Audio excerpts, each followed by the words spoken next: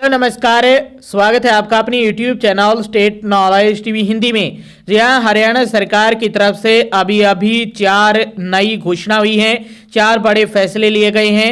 19 फरवरी को जान लेते हैं इनके बारे में संपूर्ण जानकारी।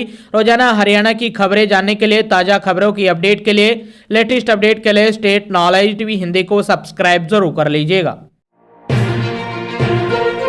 सबसे पहली और बड़ी खबर आई है मौसम विभाग की तरफ से। अभी हरियाणा में मौसम तेजी से बदल रहा है। हरियाणा के विभिन्न जिलों में मौसम ने करवट ले ली है। पश्चिमी विक्षोभ के सक्रिय होने के कारण हरियाणा में बुधवार सुबह जींद, हांसी, हिसार, कैथल, कुरुक्षेत्र, सोनीपत, पानीपत, रोहतक, झज्जर, रेवाड़ी, फतेहाबाद, पलवल, फरीदाबाद, नूंह और नारनौल में बारिश हुई है। वहीं पंचकुला, करनाल, कैथल और भिवानी में भी बादल छाए रहे। वहीं भिवानी और रेवाड़ी में दोपहर के समय हल्की बूंदाबांदी के साथ ओले भी पड़े। इससे सरसों और गेहूं की फसल को नुकसान पहुंचा है। उधर जींद में एक मकान पर आसमानी बिजली गिरने से लाखों रुपए के बिजली के उपकरण जलकर नष्ट हो गए। हिसार स्थित चौधरी चरण सिंह हरियाणा एग्रीकल्चर यूनिवर्सिटी के मुताबिक राज्य में वेस्टर्न डिस्टर्बेंस मंगलवार रात को ही एक्टिव हो गया था, जिसके बाद हिसार और सिरसा में तेज बारिश हुई। रेवाड़ी के बावल में बुधवार दोपहर ओले भी गिरे। हालांकि आने वाले बारिश और ठंडी हवाओं के कारण 24 घंटे में तापमान में गिरावट आने की संभावना है। वहीं आज 19 फरवरी से तापमान एक बार फिर से बढ़ना शुरू हो जाएगा और मौसम शुष्क रहेगा। अभी बारिश होने की संभावना आज बहुत कम बताई जा रही है मौसम विभाग के अनुसार।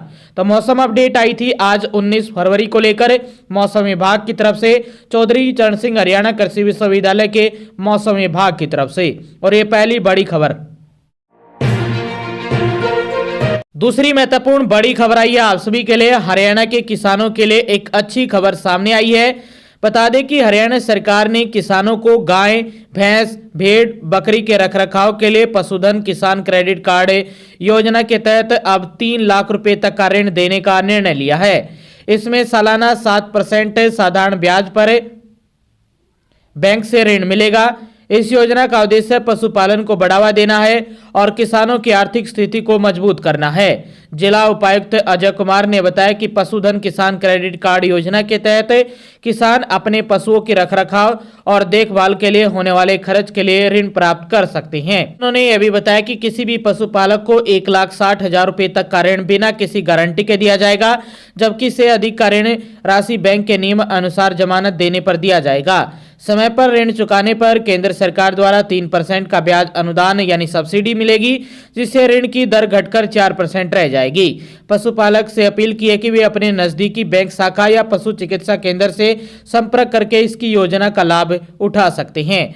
आवेदन के समय सभी आवश्यक दस्तावेज जैसे कि आधार कार्ड, पैन कार्ड, पशु का बीमा एवं स्वास्थ्य प्रमाण पत्र सहित आदि डॉक्यूमेंट तैयार रखें। तो हरियाणा के किसानों के लिए दूसरी महत्वपूर्ण बड़ी खबर आई थी। आप लाभ उठा सकते हैं और अपना जो व्यापार है पशुओं को लेकर वो और भी बढ़ा सकते हैं। यदि आपको ऋण लेना है तो 3 लाख रुपए तक का जो ऋण है, लोन है, वो दिया जा रहा है और इसमें केवल आपको 4% ही देना है। 3% केंद्र सरकार द्वारा अनुदान दिया जाएगा, यानी सब्सिडी के तौर पर आपका माफ कर दिया जाएगा। केंद्र सरकार भरेगी, आपको केवल 4% नामात्र ब्याज पर मिलने वाला है 3 लाख रुपए का ऋण। तो ये दूसरी महत्वपूर्ण बड़ी खबर आई आप सभी के लिए। तीसरी महत्वपूर्ण बड़ी खबर आई आप सभी के लिए। हरियाणा में चुनाव होने वाला है। चुनाव होने वाला है राज्यसभा का चुनाव। राज्यसभा 16 मार्च को चुनाव होगा और इसके लिए उम्मीदवारों को 5 मार्च तक नामांकन दाखिल करना होगा। बड़ा ट्विस्ट है इस चुनाव में। बीजेपी के 2 राज्यसभा सांसद रामचंद्र जांगड़ा और किरण चौधरी का कार्यकाल 9 अप्रैल को समाप्त होने जा रहा है। बता दें कि इलेक्शन कमीशन ऑफ इंडिया की तरफ से 10 राज्यों की 37 राज्यसभा सीटों पर चुनाव को लेकर एक नोटिफिकेशन जारी किया गया है। इसमें हरियाणा की 2 सीटें भी शामिल हैं। इन सीटों पर 16 मार्च को मतदान के लिए शाम को रिजल्ट घोषित कर दिया जाएगा। राज्यसभा की एक सीट पर चुनाव जीतने के लिए 31 वोटों की जरूरत होती है। ऐसे में पूरी संभावना है कि कांग्रेस और बीजेपी के खाते में एक-एक सीट आने वाली है। वर्तमान में कांग्रेस के पास 37 विधायक है, जबकि बीजेपी के पास 47 विधायक है और 3 निर्दलीय विधायकों का समर्थन भी प्राप्त है हरियाणा में बीजेपी को।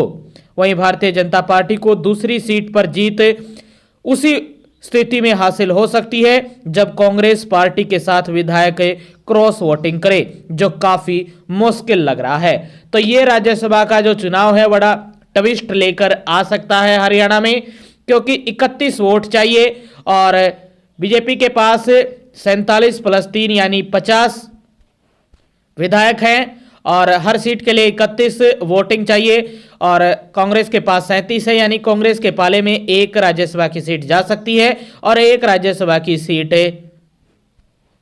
बीजेपी के पक्ष में आ सकती है। तो ये तो देखना होगा कि चुनाव में क्या होगा, लेकिन बड़ा ट्विस्ट सामने आ सकता है इस राज्यसभा के चुनाव में। ये तीसरी महत्वपूर्ण बड़ी अपडेट आप सभी के लिए आई है।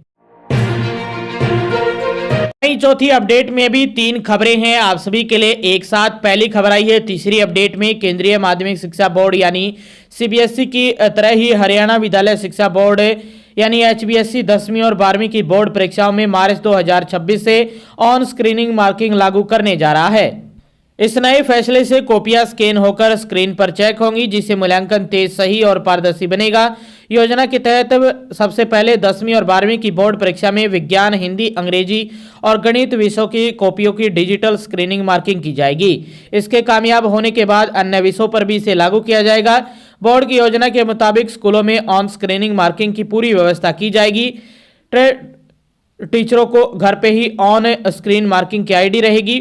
वहीं स्कूलों में यदि शिक्षक के पास पढ़ाने के साथ खाली समय है तो वह ऑन स्क्रीनिंग मार्किंग कर सकेंगे। फिलहाल एक कॉपी जांचने पर शिक्षक को 16 रुपये, सहायक जांचकर्ता को 2 रुपये, मुख्य प्रेक्षक को 2 रुपये और AFR को 3 रुपये। वहीं TADA, रिफ्रेशमेंट सहित अन्य खर्च दिए जाते हैं। इसी खर्च को कम करने और कॉपियों की जांच को शीघ्र से पारदर्शिता करने के लिए बोर्ड ऑन स्क्रीनिंग मार्किंग की तैयारी कर रहा है, जुटा है। ये बड़ी महत्वपूर्ण खबर आई है तीसरी अपडेट में, पहली बड़ी खबर आप सभी के लिए। वहीं तीसरी अपडेट में दूसरी महत्वपूर्ण बड़ी खबर है, हरियाणा सरकार अब परिवार पहचान पत्र यानी PPP में बड़े बदलाव की तैयारी में है। इसके लिए एक आर्टिफिशियल इंटेलिजेंस यानी AI का सहारा लिया जाएगा। इस एक डॉक्यूमेंट से पूरे परिवार की वर्ष वैल्यू यानी कि पूरी कमाई का पता चलेगा।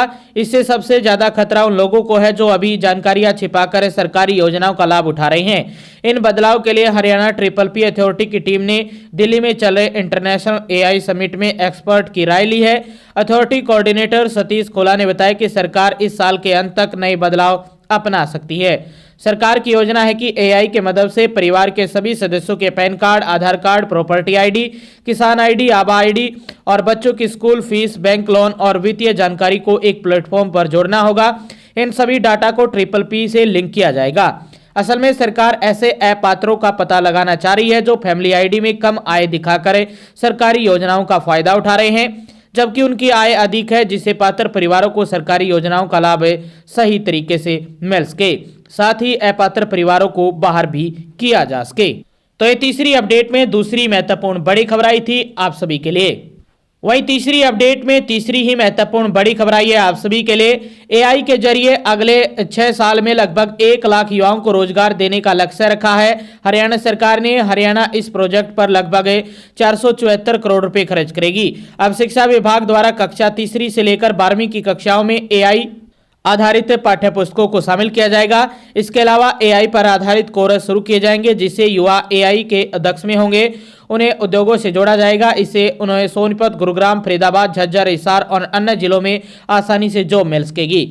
AI के 2 सेंटर ऑफ एक्सीलेंस बनेंगे। इनमें एक पंचकुला में इंडस्ट्रियल सेक्टर में बनेगा, या डाटा सेंटर, कंप्यूटर सुविधाएं और सरकार के इस्तेमाल से जुड़े कार्य होंगे।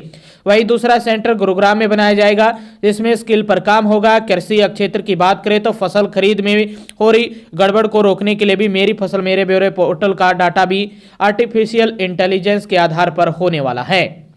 तो ये तीसरी अपडेट में तीसरी और आखिरी खबर आई थी।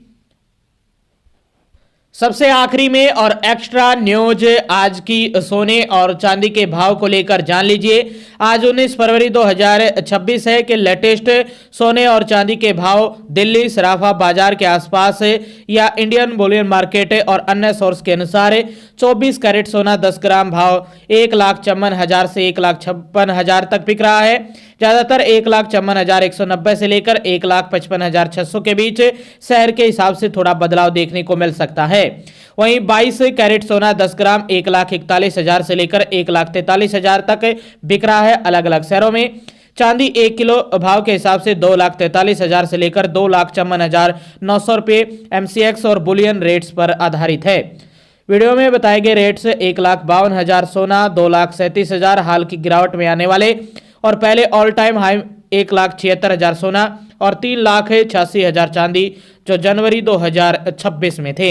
तो अब ये बदलाव देखने को मिल रहा है आज 19 फरवरी को और सोने और चांदी के भाव में थोड़ी ही बढ़ोतरी भी देखने को मिल रही है। आगे भी आप हरियाणा की खबर जानना चाहते हैं तो स्टेट नॉलेज टीवी हिंदी को सब्सक्राइब जरूर कर लीजिए।